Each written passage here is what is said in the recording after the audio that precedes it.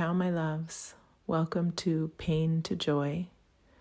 My name is Danielle Sutty, and I would like to say a huge thank you for being here today. This is episode 21 of Pain to Joy.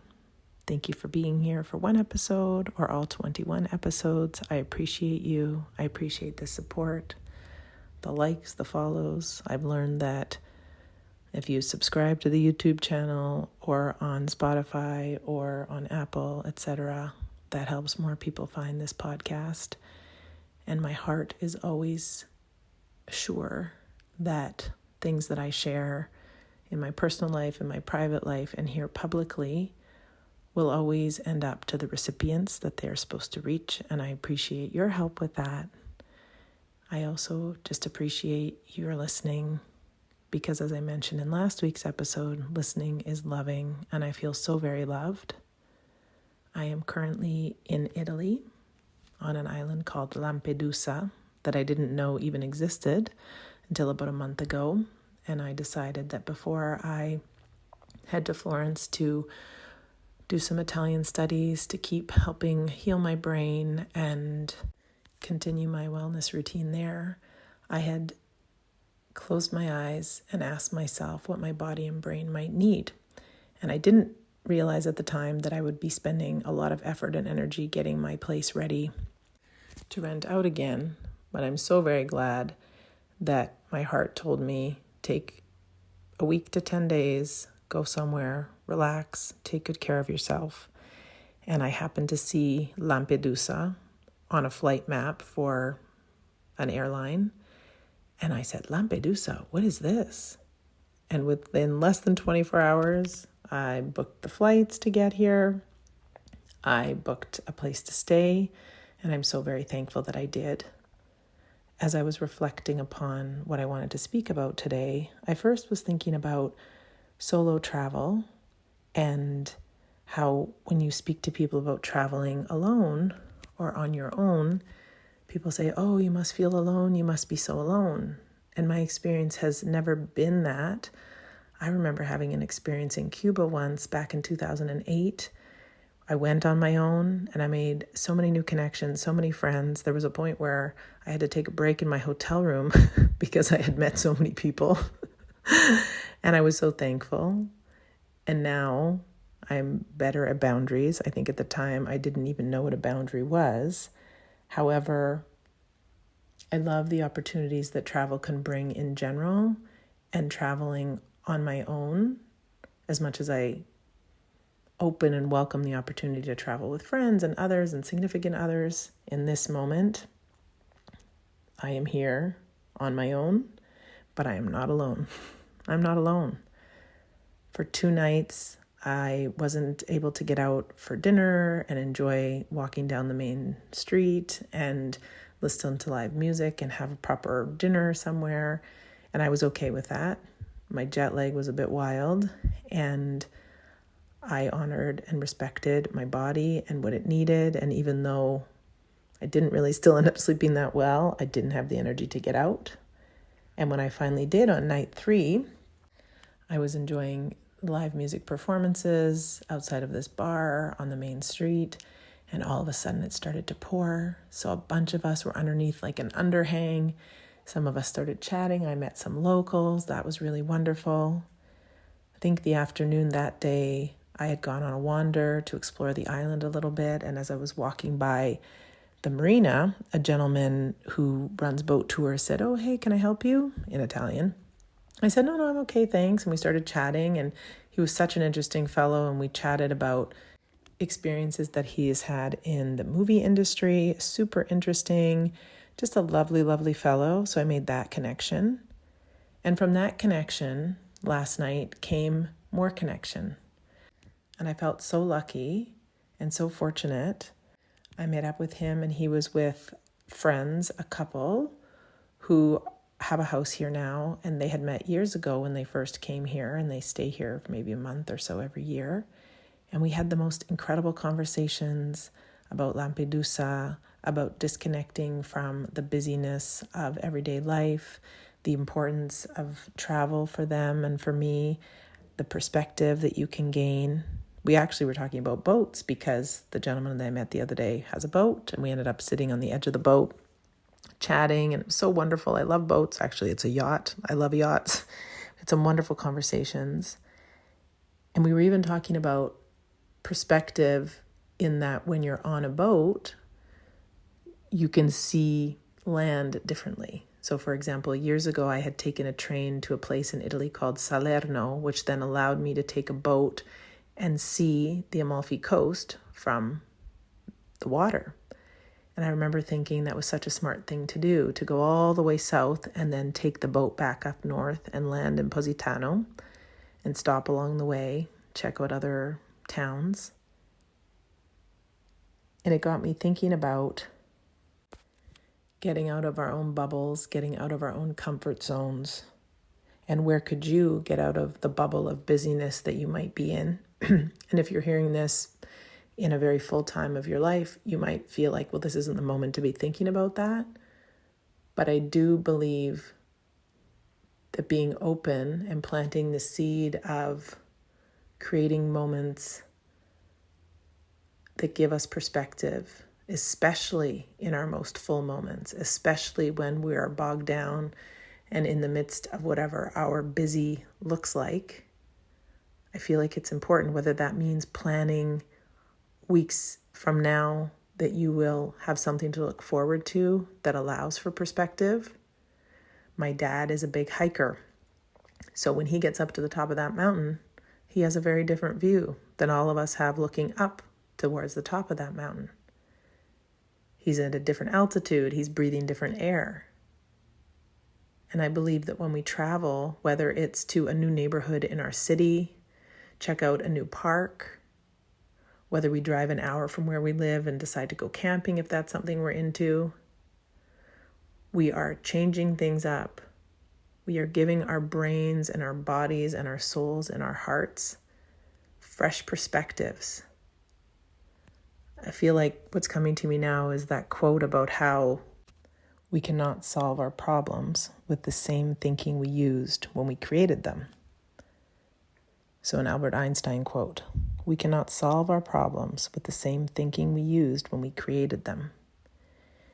And the reason this comes to mind is when we get to a new place, even if we just walk out the door and get out of our home office or the office of our building, we take a drive, we go for a walk, we go and eat something delicious, we treat ourselves, we shift our perspective, we change our energy, and we can look at our lives, we can look at our problems in new and different ways. That also might look like sharing with a friend or a trusted loved one to also give us some fresh perspective. But what I know to be true is travel for me is a pure joy. It allows for perspective. It allows for connection. It allows for freedom. But what's beautiful on this trip and some trips I've had in the last few years is I experience all of those things in my everyday life. Because for years, on my journey of self-forgiveness, forgiveness, self-compassion, compassion and grace for others, healing inside out, still working on it, will be working on it until the day I die, I feel freedom in my everyday life. And sometimes we may not feel freedom because we have an attachment to someone in our lives and it's not as healthy as it could be. Sometimes we don't feel free because we have made choices in our lives, and now we might feel stuck in those choices. But what I've learned is every moment, every breath can be a fresh start. On our healing journeys, on our journey through life, we have the capacity and the possibility to choose. For example, I could choose to stay in my house all day, not leave, look at the four walls surrounding me, and think, okay, this is all there is. And sometimes just walking out the door, looking up at the sky, breathing in some fresh air, It just switches everything up. And so my question for you, my invitation to you is, are you open to possibilities? Are you open to new perspectives? Where could you get out of your bubble? Maybe you're in a rut. Where could you get out of that? How could you get out of that? And I understand as I say this out loud, that might feel overwhelming. That might feel like too much. So then the invitation is, what is one thing you can do today to open your eyes to new perspectives? What is one thing you can do today to shift your perspective? And if you'd like some help, I believe one thing you can do is stop, pause, put your hand on your heart, close your eyes, and if it feels comfortable for you, take one deep breath in and an even longer exhale. I'm going to do that now.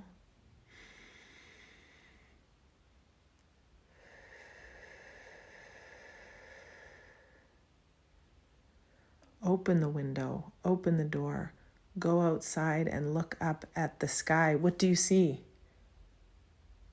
Is it cloudy? Is it rainy? Are there blue skies? Is the sun shining? Take a walk around the block. Leave your phone behind. Little tiny things that we can do and that we can begin to do more and more. Moving your body, shifting the energy within your body, especially if you're stuck on a problem. Thinking back to times where I've been studying, whether it was back in high school, university, or in these last few years, learning Italian, trying to figure out how to put my Murphy bed back together and apart again, and trying to put that ceiling fan switch back on.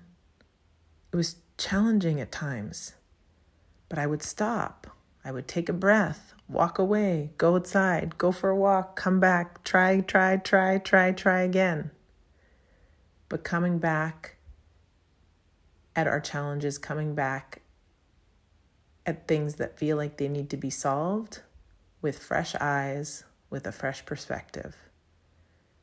And that might not be travel for you.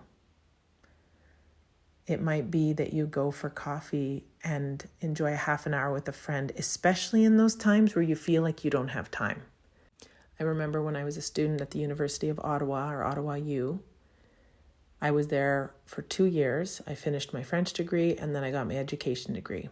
The year I got my education degree, I was very fortunate to get a job on campus, so therefore I didn't have to pay rent. My job was to be a CA, a community advisor for 2 floors of students who were anywhere from 5 to 9 years younger than me. My above floor neighbors happened to be hardcore partiers who eventually actually got kicked out of residence. I don't remember a lot of that year because I was very sleep deprived.